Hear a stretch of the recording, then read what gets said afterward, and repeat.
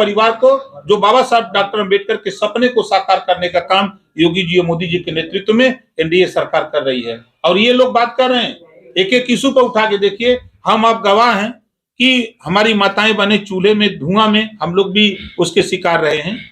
आज gas cylinder आप जहां चाहो जिस चौराहे पर आप ले लो, कहीं छूट है, कहीं भी आप ले सकते हो। तो ये कहने वाले लोग, जब सरकार थी उनकी, तो वो क्या किए? 27% आरक्षण पिछड़ों को नाई, गोंड, पाल, प्रजापति, बिंद, केवट, मल्लाह, राजभर, चौहान, आरा, कर्कवंशी, बंजारा, बहेलिया, खंगार, जोल्हा, दुनिया, सारी, साईं, दर्जी, फकीर, इनका हिस्सा किसने लूटा? समाजवादी पार्टी ने लूटा, बसपा ने लुटवाया, कांग्रेस ने लुटवाया। सामाजिक न्याय समिति की रिपोर्ट की चर्चा कभी नहीं करते। रोहिणी आयोग बना है, रोहिणी आयोग की रिपोर्ट आ गई, समीक्षा भी हो गई। अब वो रिपोर्ट को लागू कराने के लिए किसी समाजवादी पार्टी के नेता, कांग्रेस बसपा के नेता की जबान पे बात आती है कि 27% आरक्षण बांट करके जिसको हिस्सा नहीं मिला उसको भी दिया जाए? एक बार भी कोई सपा का नेता नहीं बोलता है। अगर कोई सफाई मिल जाए तो उसे पूछिएगा कि रोहिणी आयोग के विषय पर आपका नेता, आप लोग क्यों नहीं बोलते हो? चाहे सदन हो चाहे सड़क, कहीं कहीं बोलते हैं? इस नाते की चूंकि पिछड़ों का हक लूट करके, जो अति पिछड़े हैं उनका हक समाजवादी पार्टी ने लूट करके हिस्सा हथियाया है, इस नाते ये लोग नहीं बोलते हैं। ये क्या बाबा साहब की बात करेंगे? राज्यपाल आनंदीबेन पटेल जो है ये कह रही है कि यूपी में 100% लोग सेफ नहीं है।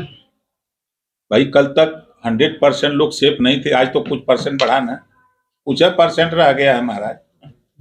मंत्री जी संतों की मांग रही है, मानते हैं कि रह गया, मानते हैं कि कुछ परसेंट। भाई देखिए, अब हम नहीं कहते कि आम के पेड़ में बौर लगा तो 7% फल लगेगा उसमें कुछ तो टिकोरा बौर झड़ जाता है, कुछ टिकोरा झड़ जाता है, कुछ तो फल व्यवस्थित रहता है, ऐसा नहीं है।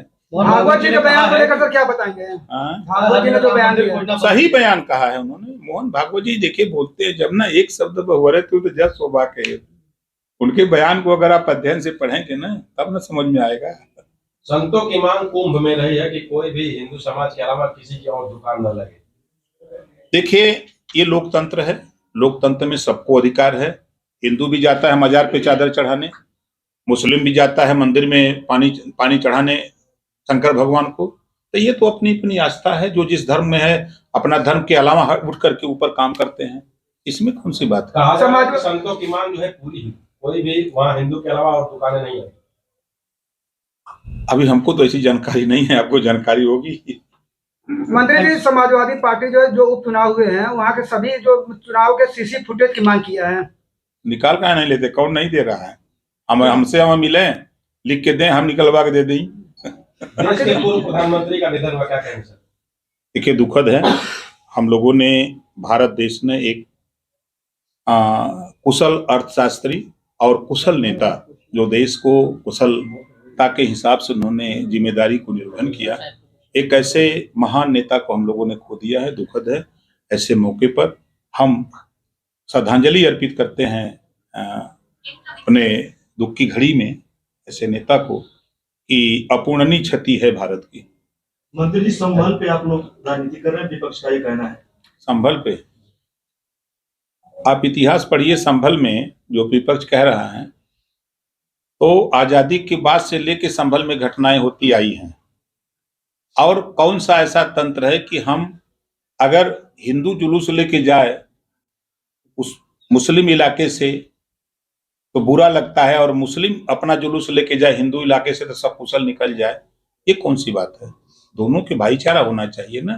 वो लोग मोहम्मद साहब को मानते हैं लेकिन मोहम्मद साहब के विचार को नहीं मानते। अगर मानते तो ये बात नहीं करते। इन दिनों लगातार मंदिर और कुएं निकल रहे हैं संभल में। जब बंद हैं तो खुल रहे हैं।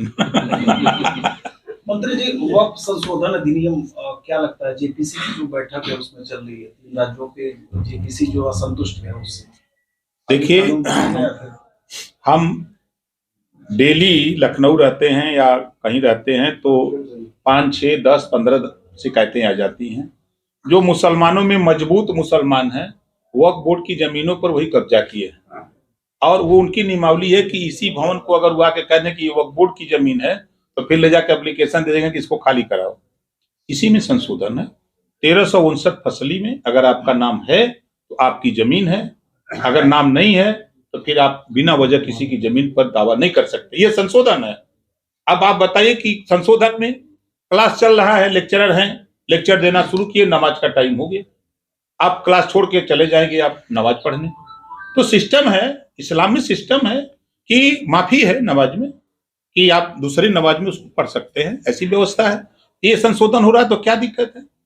ये तो देखिए जो वक्फ बोर्ड में संशोधन हो रहा है वो महिलाओं के लिए, नौजवानों के लिए, गरीब मुसलमानों के लिए, उनके हित के लिए हो रहा है। विरोध वो लोग कर रहे हैं जो वक्फी जमीनों पर कब्जा करके बिना वजह वो अवैध संपत्ति का इकट्ठा कर रहे हैं, वो लोग विरोध कर रहे हैं।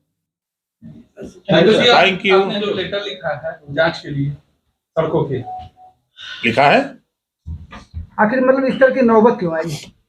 देखिए नौबत, जब आप शिकायत करते हैं कि सड़क ठीक नहीं बनी है तो नौबत पैदा होती है। हम तो दिल्ली से, लखनऊ से, दिल्ली से लग करके पैसा भिजवा देते हैं कि भाई ये अच्छी सड़क बन जाए, लोगों का आवागमन सुचारू रूप से हो। अगर ठेकेदार उसको सही न बनावे तो फिर आप हमसे शिकायत करते हैं कि मंत्री जी तोरे इलाके में, तोरे विधानसभा में सड़क बनी है, उड़ गई, तो फिर जांच नहीं होगी। मंत्री ठेकेदार तो कहता है कि पहले ही हम मंत्री जी को वहां दे देते हैं। एक ठेकेदार माधर चौथ को मैं कह रहा हूँ बुला लाओ मेरे सामने, कोई मुझे कह दे आप क्या बात करते, बुला लो उसको। एक ठेकेदार कोई कह दे यहाँ का कि ओम प्रकाश राजभर को पैसा दिया हूं, जूता जूता मारूंगा ऐसे ठेकेदार को, कोई कह देगा तो। ऐसे थोड़ा राजभर घूमता है। वो लोग हैं जो गलत करते हैं वो बोलते हैं।